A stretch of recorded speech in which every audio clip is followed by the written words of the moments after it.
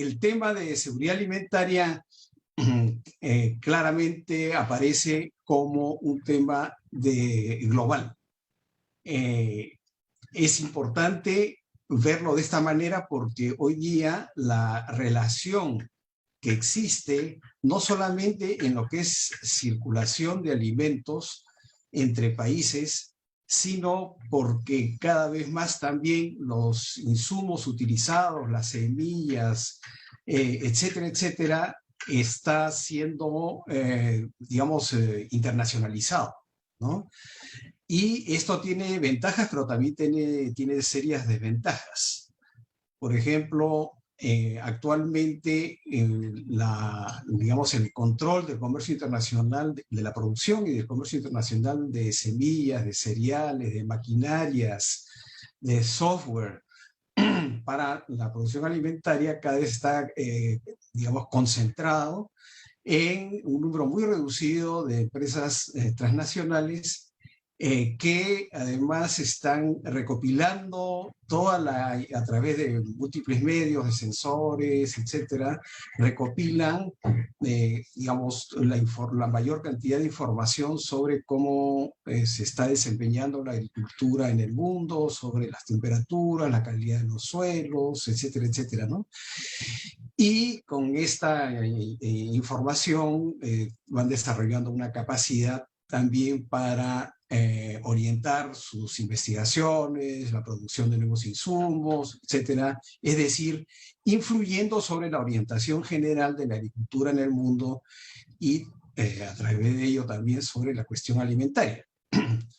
Entonces, está inextricablemente, digamos, vinculada a la cuestión global, al proceso de globalización, hoy día, la discusión sobre la seguridad alimentaria. Y es por eso que la cumbre convocada para el final de septiembre es sobre sistemas alimentarios, no es sobre seguridad alimentaria, es sobre sistemas alimentarios, porque si no se discute, se analiza y se presentan, digamos, propuestas para resolver la seguridad alimentaria en el mundo, hay que abordar toda esta complejidad, todos estos eslabones que intervienen finalmente en la producción de alimentos, en el consumo de alimentos, etcétera, ¿no?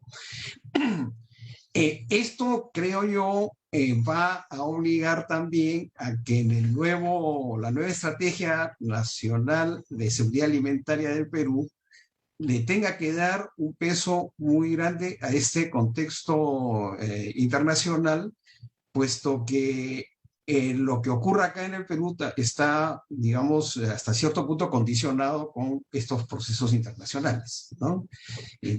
O sea, los márgenes de autonomía que tenemos nosotros para enfrentar y resolver los temas alimentarios, digamos, son, no diré que son reducidos, ¿no? Pero, digamos, están, digamos, funcionan dentro de ciertos parámetros a los cuales hay que agregar además los múltiples acuerdos de libre comercio que también someten al país a una serie de, digamos, oportunidades, pero también de limitaciones para definir nuestras propias políticas agrarias y alimentarias. Entonces, este tema de la internacionalización de los sistemas alimentarios me parece que es muy importante para ser considerada en una nueva estrategia.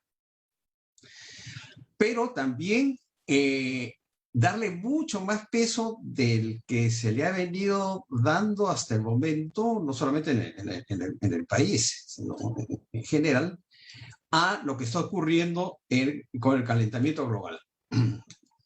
Recientemente, en estos 2 o 3 últimos días, el panel intergubernamental de cambio climático ha dado ya algunos elementos de lo que va a ser su próximo informe, tengo entendido que va a ser al comienzo del próximo año, que dice, digamos, que el cambio climático alterará de forma dramática e irreversible la vida en la Tierra en los próximos 30 años, agravando desde la escasez del agua y la malnutrición hasta los excesos y la extinción de especies.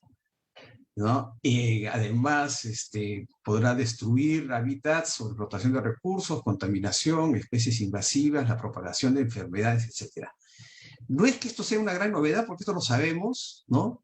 Pero lo nuevo de este último informe es digamos, el espacio temporal.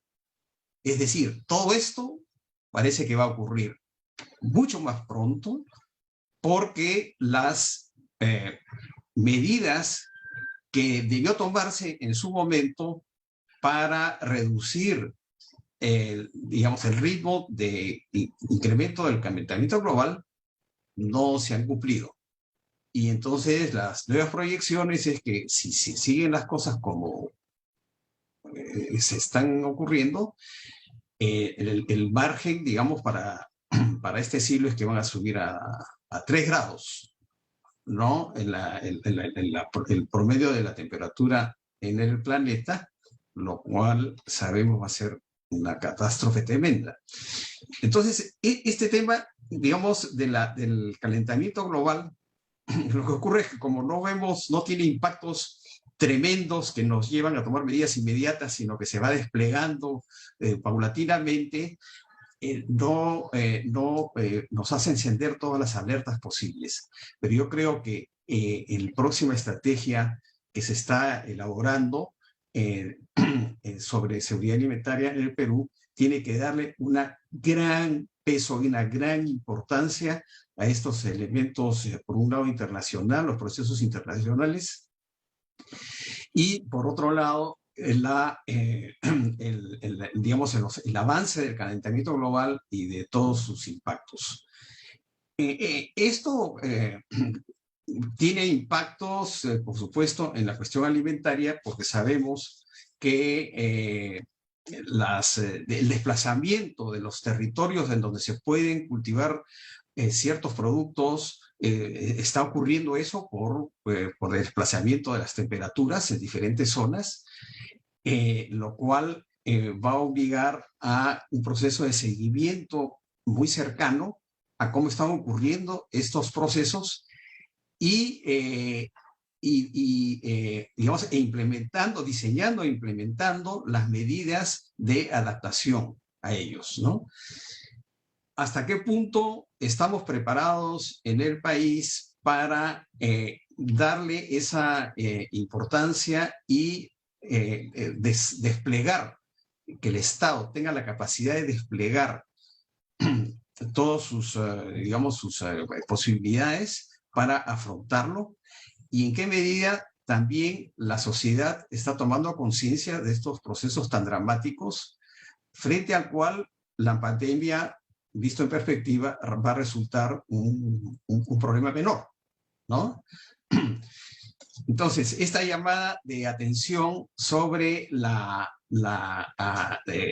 elementos, digamos, que desbordan las fronteras nacionales para definir una estrategia nacional de seguridad alimentaria, creo que debe merecer un debate, una discusión, una mayor información de la que hasta el momento le hemos dado. Adicional a esto, y aún sin que hubiese, digamos, el problema del calentamiento global, en el mundo y en el Perú en particular, también hay un proceso muy acelerado de degradación de los recursos naturales. No sabemos cuánto, no está bien cuantificado, porque desde que fue liquidado la Oficina Nacional de Evaluación de Recursos Naturales el año 92, con el argumento de que el Estado, ¿por qué se iba a preocupar de esas cosas?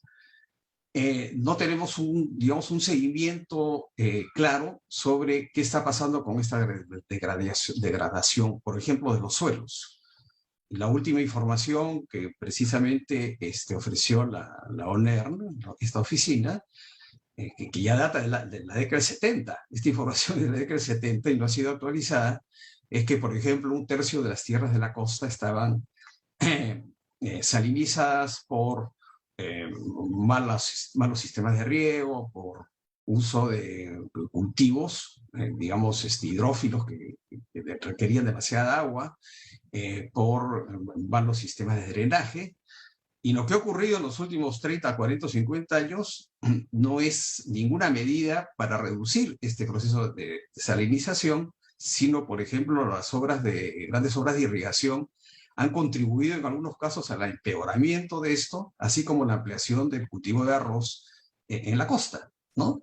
Entonces hay un proceso continuo de degradación de las tierras de la costa, que son entre las más fértiles y con disponibilidad de agua todo el año, ¿no? El grado de erosión, en el caso de la sierra, es también inmenso. Erosión eólica, erosión por varias causas, ¿no es cierto?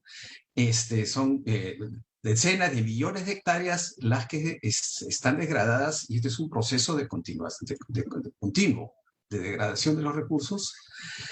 Hay la deforestación, ¿no? Que se suma, agravada por el calentamiento global, que nos permite hablar de que hay un horizonte de desertificación en la Amazonía. Eso también está contenido en el nuevo informe del panel gubernamental de cambio climático. Bueno, digamos, el panorama es bastante malo y bastante dramático, y creo que merece toda la atención para poder enfrentarlo. También hay un problema, lo menciona la viceministra, importante, de la pérdida y desperdicio de la misma producción de alimentos en el país. La FAO ha estado siguiendo este tema y hasta donde yo recuerdo en sus informes establece que hay un promedio más o menos del 30% de la producción de alimentos que se pierde por diferentes razones. Se pierde y se desperdicia por diferentes razones en los diferentes momentos entre lo que es la producción, la cosecha, el transporte, la venta minorista, la distribución y el consumo, ¿no? En los países de menor desarrollo es en las primeras labores de la cadena, en los países más desarrollados, y sobre todo en la fase del consumo, donde hay mayor desperdicio de alimentos. Pero resulta que hay un estudio que fue realizado hace pocos años y que nos informa que más o menos la mitad de la producción alimenticia del país, alrededor de cerca de 13 millones de toneladas, que representan cerca del 48% de la oferta de alimentos originados en nuestra agricultura, se pierde, ¿no? Si lo llevamos esto a hectáreas, asumiendo que hay alrededor, ¿cuánto? De 4.500.000 hectáreas activas en producción, digamos, casi la mitad, 2 millones de hectáreas, se pierde, ¿no? Por diferentes temas que hay que enfrentar. Esto también lo ha mencionado la viceministra, ¿no? Pero yo personalmente tenía una idea de que no alcanzaba estos márgenes tan dramáticos, de que la mitad de la producción de alimentos se está perdiendo. En el tema de la disponibilidad también sería útil, hay un concepto introducido, la verdad no sé desde cuándo, pero está en el último informe de la FAO sobre alimentación y agricultura en América Latina, el concepto de territorios rezagados, ¿no? O sea, los territorios que están quedando atrás dentro de un país y donde los niveles de malnutrición como mínimo duplican los promedios nacionales. No sé si esta idea de los pilotos mencionados por el representante de la FAO se basa un poco en este concepto de territorios rezagados. Pero esto nos lleva a que es muy importante, además de una estrategia nacional, es que se realicen efectivamente y se concreten lo que son las estrategias regionales de seguridad alimentaria, porque las regiones son muy heterogéneas, no solamente en términos geográficos, en términos de disponibilidad de recursos, sino también en términos de distribución de ingresos, de acceso a mercados, etc., ¿no?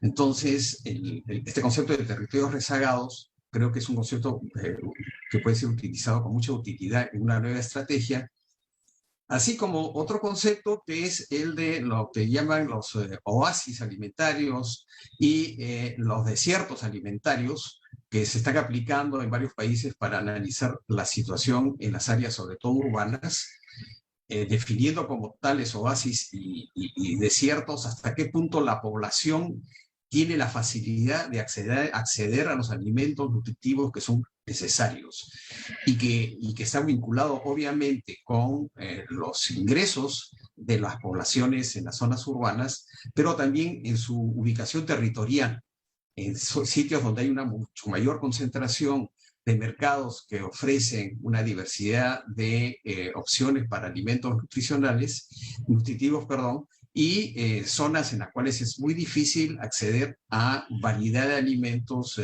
nutritivos, ¿no? Dentro de la misma ciudad, ¿no? Entonces hay que, digamos, tratar de utilizar estos nuevos conceptos, nuevas metodologías para tener una posibilidad de poder conocer mejor los problemas alimentarios, de seguridad alimentaria y responder también mejor para enfrentar esto, ¿no? Luego hemos tenido no llegó a ser realmente un debate. Lamentablemente en el Perú se debate poco sobre estos temas, pero con referencia a si se debe importar o no alimentos, ¿no? Toda esta, digamos, discusión sobre el grado de autonomía, el grado de autarquía que debe tener un país en la cuestión alimentaria, ¿no? Si bien efectivamente la producción nacional es la que provee la mayor parte de los alimentos que requiere acá la población, no hay que descuidar que la principal fuente de proteínas animales en el país está provista por la industria avícola, que a su vez depende de casi más de las 2/3 partes de la importación de maíz amarillo, que es el principal alimento de estas aves, ¿no? Lo cual nos lleva, la ministra también ha mencionado, la viceministra ha mencionado también esas variaciones de los precios que están ocurriendo, de la inestabilidad de los precios en el mercado internacional, y entonces el precio del pollo sube cuando el precio del maíz amarillo sube, ¿no? Lo mismo en el caso de todo lo que es la industria de derivados del trigo.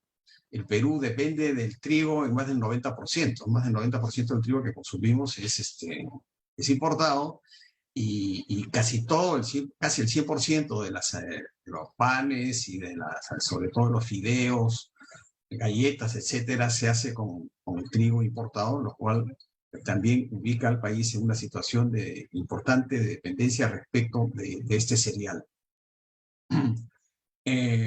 Y asimismo ocurre lo mismo con las oleaginosas, ¿no? En tiempos pasados, la principal fuente de aceites comestibles en el país era la pepita de algodón, pero eso era en la época cuando se sembraba hasta 250.000 de hectáreas de algodón en la costa y se extraía el aceite de la pepita.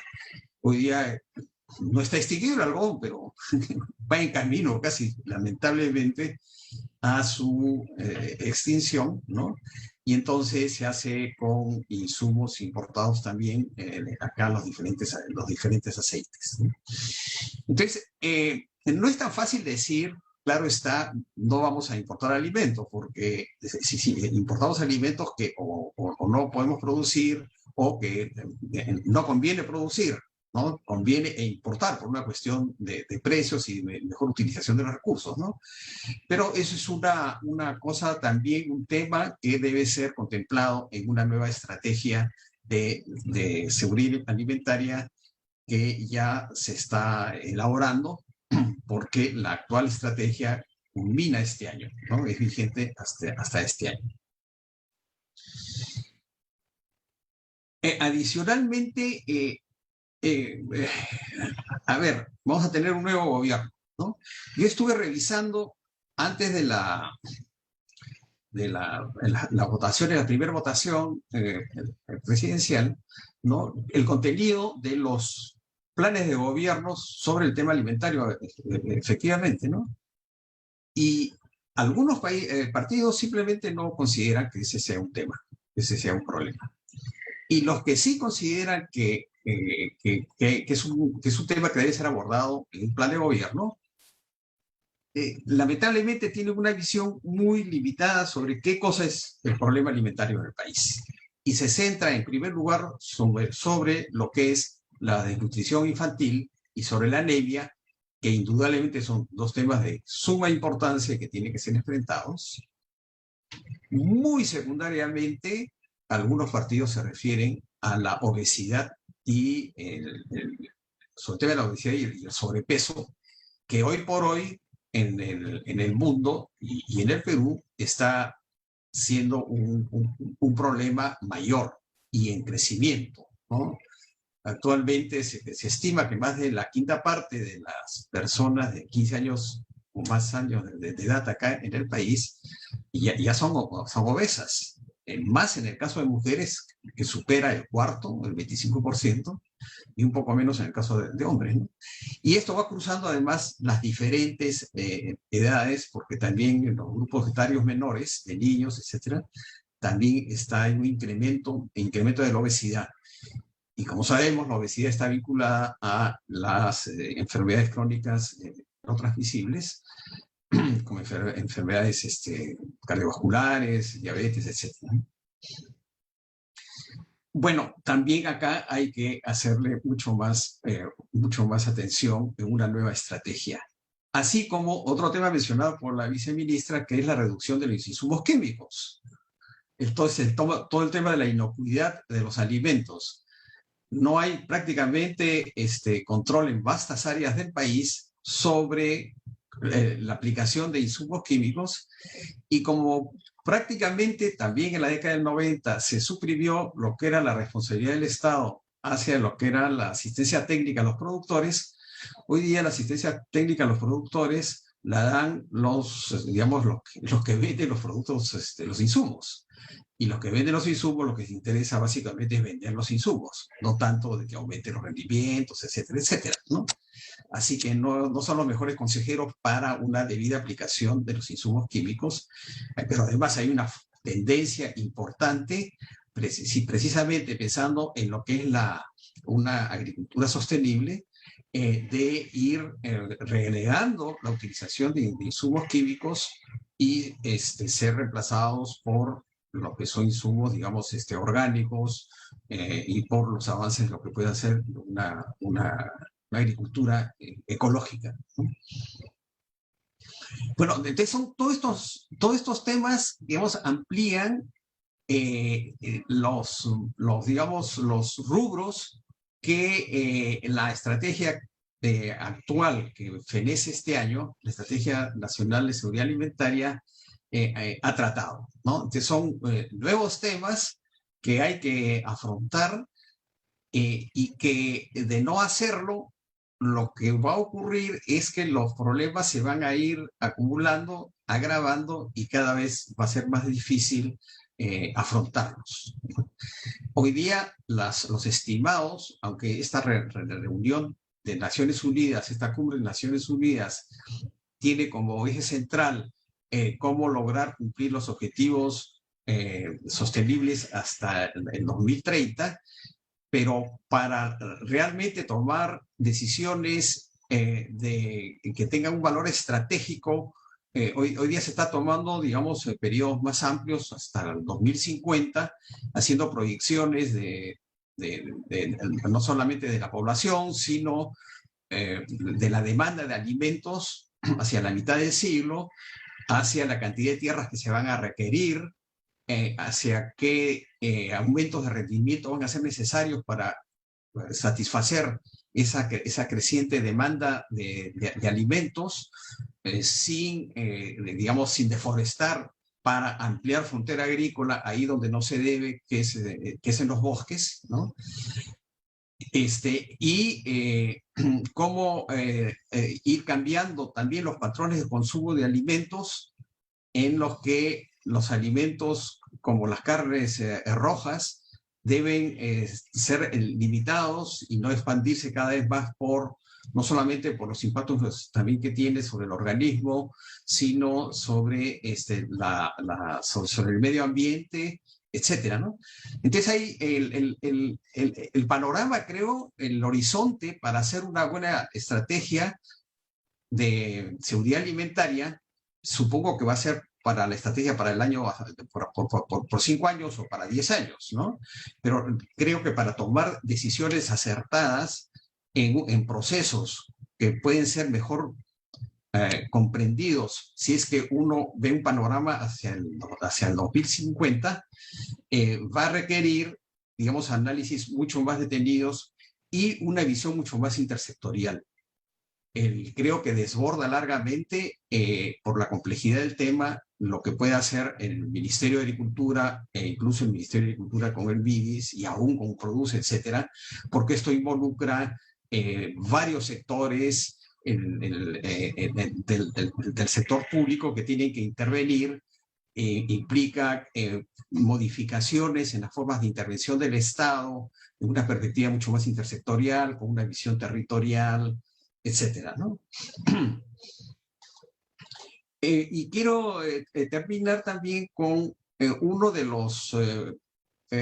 si uno revisa la estrategia que está terminando este año, su vigencia está terminando este año, la Estrategia Nacional de Seguridad Alimentaria, si uno revisa el diagnóstico que hace, es un diagnóstico muy interesante, es un diagnóstico que analiza componente por componente la disponibilidad de alimentos, el acceso, la utilización, la estabilidad y la institucionalidad, porque habría que agregar la institucionalidad como un componente también de la seguridad alimentaria.